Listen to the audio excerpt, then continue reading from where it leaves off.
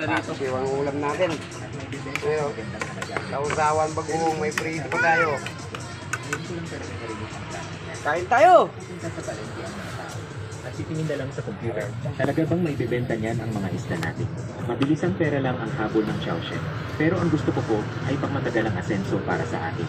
Ang pagpapayaman sa isang bayan ay hindi nakukuha sa pag-ubos ng yaman ng dagat. Hindi sa pagtiyak na ang dagat na ito ay may iwang isda para sa mga susunod na salinlahi. Hindi po ito basta pangarap lang. Dati po, nakipag-usap na ako kay boss din ng Wanghai Restaurant. Mayroon po siyang mga customer sa restaurant niya. At pati na rin kay Miss Jen ng Giants Shipyard ay nakausap ko na rin po. Mayroon po siyang mga kliyenteng negosyante mula sa ibang probinsya. At may sarili ring mga refrigerated truck sa mga nakalipas na araw. Sinubukan ko na rin pong magbukas ng online shop. Nang i-post ko ang mga lapu-lapu at mga lobster doon. Pumasok na po agad ang mga order mula sa ibang lugar. Mas malaki po ng 10% ang kita kumpara sa wholesale. Kahit nasa malayo pa sila, isang click lang sa computer, makaka-order na. Kapag naipadala na natin gamit ang cold chain, makakarating agad kinabukasan. Kapag naging matagumpay po ito, ang mga huli natin dito sa Shikubay ay hindi na lang hinihintay ng pipili. Tayo na mismo ang magbebenta sa buong bansa. Nakapag-compute na po ako. Sa unang yugto, hindi po tayo magiging dahangan. 3 bagay po muna ang uunahin natin.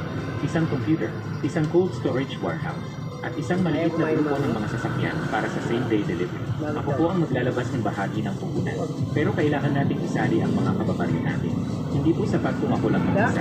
Kung iniisip niyo pong papatulong ako sa inyong humanap ng investor, hindi po tayo basta hihingi lang ng pera.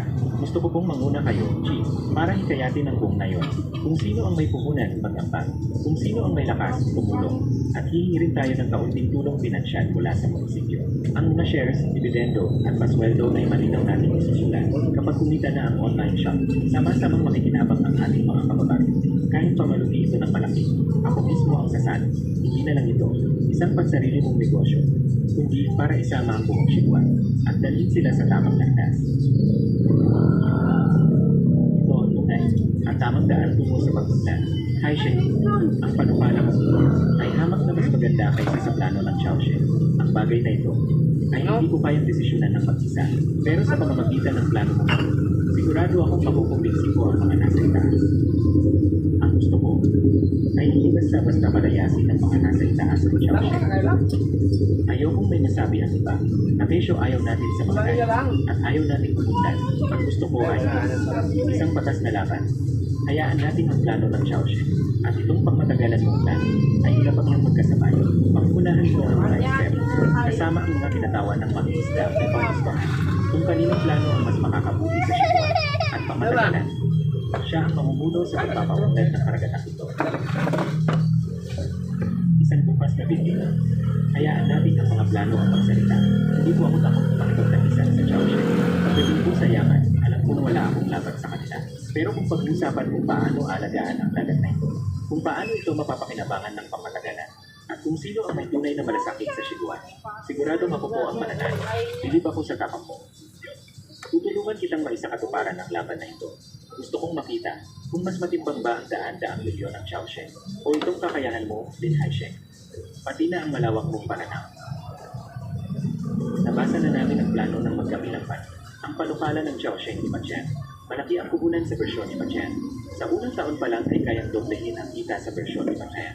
Ang panukala ni Lin Haisheng sa bersyon ni Machien, puro tungkol sa fish ban at pag-aalaga ng isda sa bersyon ni Machien. Pati na rin sa mga branded na online store sa bersyon ni Machien. Bago ang pamamaraan ni Machien. Mukhang mataas din ang posibilidad na magsagumpay sa bersyon ni Machien. Natingin mo, diretsahan ko na po siya. Maganda na ang pinagita niyang plan. Pero may isang bagay pa sa bayan sa merkado. Ano ba yung direktang supply mula sa mga isda? At mga branded na online store. Sa madaling salita, ang lahat ng ito ay hindi pagdumaraan. Sa pagsusuri ng merkado bawat mga negosyon. Ang Chow Shen sa walang baybaying bayan ay 12 taon na sa industriya ng pangingisda. Alin ba sa mga estratehiya namin ang hindi dumaan sa matinding pagsubok? Ikaw, isang bangka, isang taong nakamuli lang ng ilang magagandang isda. Ang lakas na ng loob mong magsalita tungkol sa pagpapayaman ng buong bayan. Mga pinuno, ang pagnenegosyo ay hindi parang laro ng mga bata. Kaming taga Chow Shen ay sulat na sa labanan. Habang siya ay ang unang sumapang dito, ang isugal ang buong karagatan at ang kabuhayan ng libu-libong mangingisda sa isa. Hindi pa nasusubukang ideya. Ang panganib na ito, sino ang kayang sumagot nito? Tama po ang sinabi ni Manager Ma. Ang panukala po ay hindi pa nga nasusubukan sa merkado. Kaya naman, hindi ko po hinihiling sa inyo na ibigay agad sa akin na yon ang buong karagatan. Ang mungkahi ko po ay, magsagawa muna tayo ng pilot test. Isang pilot test. Bigyan niyo po ako ng isang bahagi ng dagat ng isang pirasong lupa. Hayaan niyo akong magdali ng isang modelong palaisdaan. At hindi po ako hihiling kahit isang musik mula sa kapatabayan para dito. Ako ang ako sa anumang kikitain, hindi kaluluhin ito. Bigyan niyo ako ng kalahating taon. Pagdating ng araw na yon, hayaan natin mga numero ang magsalita. Tignan natin kung ang direct supply mula sa aking palaisdaan, diretso sa aming online store, ay talagang kikita o hindi. At kung kaya ba nitong buhayin ang mga mangingisda, kung hindi ubra ang plano kong ito. Malayang makakapasok ang Chowsheng anumang oras. Wala kayong maririnig na kahit anong reklamong mula sa akin. Patas yan. Maganda ang mungkahin yan. Huwag natin madaliin kung sino ang mananalo. Gamitin natin ang kalahating taon. At hayaan ang totoong kita at mga numero ang maghusga. Kung magtatagumpay ba o hindi, ang merkado ang magpapasya. Huwag na tayong puro salita lamang. Isang hamak na demonstration farm. Tatalo sa buong supply chain ng aming kumpanya. Kung matatalo ko kayo o hindi, malalaman natin pagkalipas ng kalahating taon. Hindi ba't sinabi mo, Manager Ma, na veterano ka na sa larangan ito, pero takot ka sa isang pilot project ng isang baguhan? Siguro ang kumpanyang Chowsheng ay hindi naman talaga ganun katibay sa labanan. Kung gayon, ganito ang gagawin natin. Pahihintulutan muna natin gamitin ulit Haisheng ang isang bahagi ng dagat at isang bahagi ng baybayin para sa kanyang demonstration farm. Bibigyan natin siya ng kalahating taon. Pagkatapos noon, ibabase natin sa tunay na resulta. Kung sino ang hindi. Abangan ko sa pagmamalaki ng demonstration farm. Tingnan natin kung anong kasinatnan nito pagkalipas ng kalahating taon. Kalahating taon. Sapat na yon. Kung gaano karaming yaman ang nakatago sa ilalim ng dagat na ito, ako lamang ang nakakaalam. Ang tanging layunin ko ay kailanman hindi ang talunin ka lamang ngayon, kundi ang ipamukha sa lahat. Kung sino talaga sa mga susunod na dekada, ang karapat dapat na mamuno sa Shikuban, magsimula na tayong bumangon. Ang gawing silangan na ito ay kubli sa hangin at maganda ang daloy ng tubig.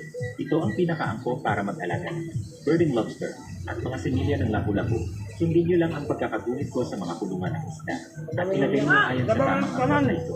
Haisheng, hindi ko talaga inaasahan na tayong mga taga-Shikuban ay magkakaroon din ng sarili natin.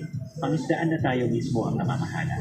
Nang mabalitaan ng mga kabataan sa nayon na naghahanap ka ng tauhan, nagsidagsaan ang ilang dosena sa kanila. Tiwala silang lahat sa iyo. Kuya Sheng, Malakas po ako. doble po ang kaya kong trabahuin. Magaling ang ginagawa mo, hindi magkukulang ng isang sentimo ang sweldo. At syempre, ngayong araw ay biglang dalawa na naman ang isda. Sabi nilang lahat, kapag ikaw daw ang sinundan nila, nakakapanatag ng loob.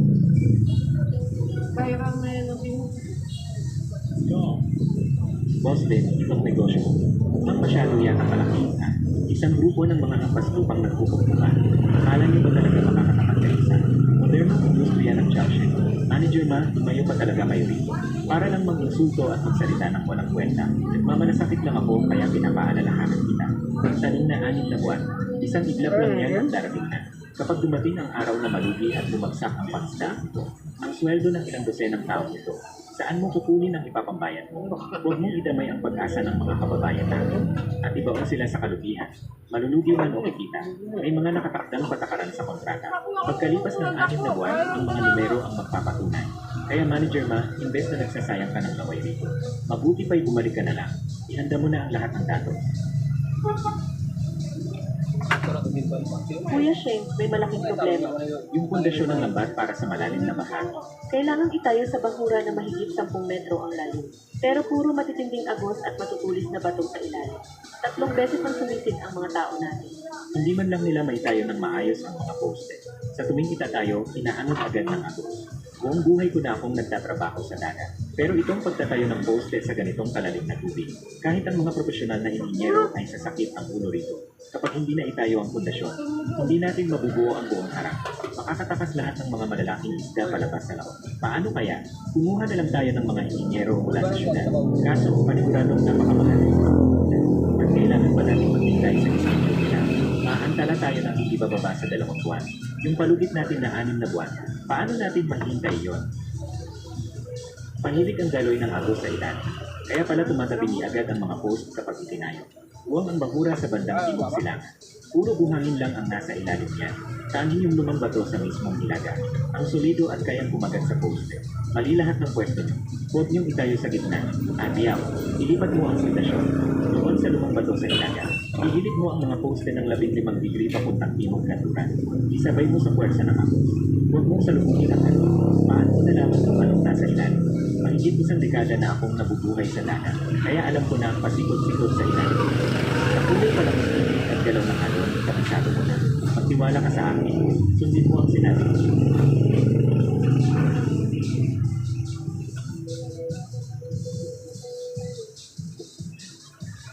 Matatag na. Kumagat na ng gusto ang poste ngayon. Hindi na ito natitinan. Pambihira. Ang paningin ng batang yan. Parang tumubo sa kailaliman ng dagat. Ang mga problemang teknikal, maaaring makapigil sa iba, pero hindi sa akin. Hindi ko lang basta itatayo ang palaisdaan ito. Gagawin ko rin ito. Isang pamantayan na kahit ang Chowshe ay hindi mapapantayan kahit gaano pa karaming pera ang itakulitan. Unang huli pa lang, ganito na kaganda ang kalitan. Nice, eh. Mga isang pinalaki